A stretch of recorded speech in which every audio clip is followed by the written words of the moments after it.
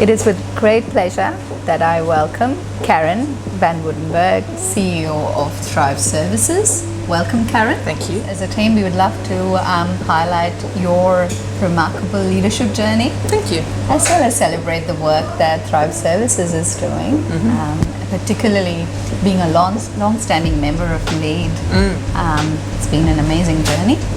So when we think of Thrive Services, something that comes to our mind is you offer a range of programs and services for children, families and communities living in and around Lithgow and Blue Mountains. Yep. Feedback we get from communities, local community members as well as other service providers, is that when community members visit Thrive, go to Thrive, they have that trust that when they walk in, they'll get the support that they need, or your team will be able to refer them to other services that would help them meet their needs. Yep. That speaks a lot. That talks a lot about your leadership as a visionary leader, but also about the organization that you've become absolutely an indispensable pillar of strength in the local community. What do you think has contributed towards that? Well, part of it is longevity. So we are coming up to 45 years that Thrive has been a service in the Blue Mountains, working with families and young children. So, we are well known to be there, have an open door, be present, and give everyone a cup of tea, a warm greeting, and a listening ear. And I think that first and foremost builds trust with the community. And everybody knows. Sometimes it keeps us too busy because everyone knows if you have a question, go to Thrive. We will get a lot of questions that aren't within our remit, but we deal with it because we know that people know and trust us, and they want support and they want information. And if we're not the right service, we do know where to send people. We have a mixture of early intervention, TEI, supported homelessness service for families, and emergency relief, and food parcels and bill relief. There's a whole range of things that they know that they can come to us. But we will have random people knock on the door saying, it's my son's 10th birthday tomorrow, I don't have a gift. Do you have anything that you... And we will have stuff in our garage that we can give to them. And that's exactly what we've heard, It's amazing to see that level of trust.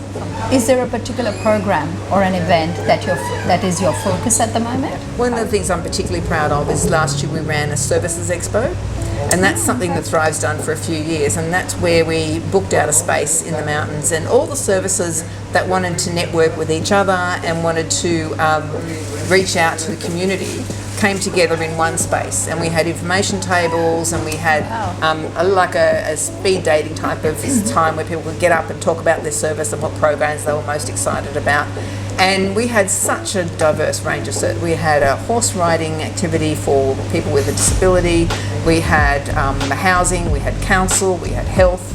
And so it was a great networking opportunity for services in the Blue Mountains that for a few years, because of COVID, hadn't actually met each other face to face. So that was lovely. And those kind of networking opportunities are really good to provide the wraparound support that we need to do for our clients, community members. I know that you have known LEAD even before we were called LEAD. I think you've known us since we've been called Family Worker Training and Development Program, and this is our 40th year. I heard you say it's Thrive's 45th year, so this year is LEAD's 40th year. So you've seen LEAD go through a journey. How has it been for you to see that journey that LEAD has been through? It's amazing to watch the growth and development because it's been fantastic. What started as a one worker operating out of the back of a church in Blacktown when I first encountered them, to now be this thriving organisation with many workers and many programs and outreaching into other areas. It's really exciting to see because there's no one that does what LEAD does for our sector. Community workers rarely get opportunities for local training in their town that's affordable. Usually before LEAD was LEAD, if we wanted to do a great training, we saw a great training opportunity, we'd have to pay double the price and travel into the city. So you're paying a worker sometimes to stay overnight, if it's a couple of days, and you're also paying them for training and travel time. Now they can do it. We can book a workshop to happen in our office for our team, or we can find something that's within a travelable distance for our team. And it's also tailored towards the sorts of learning that we need, and that never happened before. So that's been the best thing about LEAD. Fantastic, that's great to hear from you. In fact, you know, I was just looking through and seen in the last 7 years only the range of professional development that your team has gone through and we facilitated for you. I think whether it be trauma-informed practices or response, or it be de-escalation, or it be, you know, I think guiding children's behaviour was one of the recent ones that we did. Loved that one. So with all of those, it's amazing to see the importance that is placed from Thrive as an organisation on its team members' ongoing professional development. So whilst we have availed ourselves of the online learning, and that's been quite useful, actually coming together with other services that are doing the same sort of thing and participating in a workshop where you get to talk about what you know and what you're learning and what they're telling you, I think is just as beneficial for my team. I think the greatest benefit has been being able to tailor training to what our team needed at the time it needed it. That your flexibility and ability to pull things together for us, or you know, we say we want this trainer and you work around getting that trainer and running a workshop for us.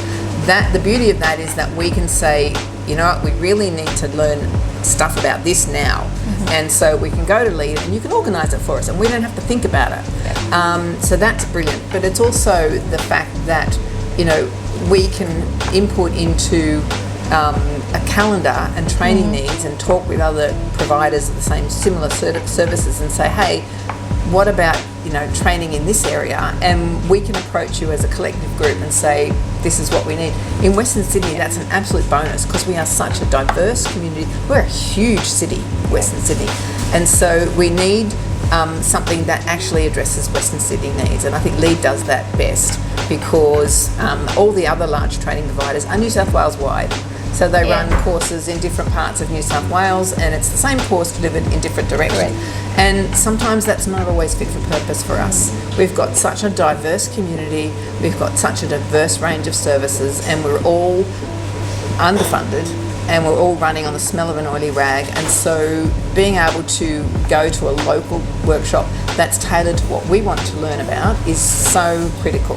At a time that you need it most. When we need it, yeah. Right. Yeah, absolutely. Karen, I know you live around the Blue Mountains and you've worked there for a number of years as well. From a community sector perspective, what do you think are some of those very specific, typical challenges of that area compared to the rest of Western Sydney? Yeah. We don't have as much diversity as the rest of Western Sydney, and we are an ageing population, so we have a lot more older residents than we have younger residents. And we have a lot of sector workers that have been there for a long time that are now approaching retirement age. So we're churning through a lot of new staff and attracting staff on the wages that we pay in the housing market that we have is very difficult. So we are, you know, taking people on who have minimal training and skills and skilling them up as they go through. And I think that our sector now is at a point where we need to think about how to diversify what we do to meet the changing population. So, for example, our funding target is families with children under the age of 8. But the majority of residents are over the age of 55. So, and there's another service that we had this conversation with about the other day is how do we find a way to support those vulnerable people that come through the door that don't have children under 8?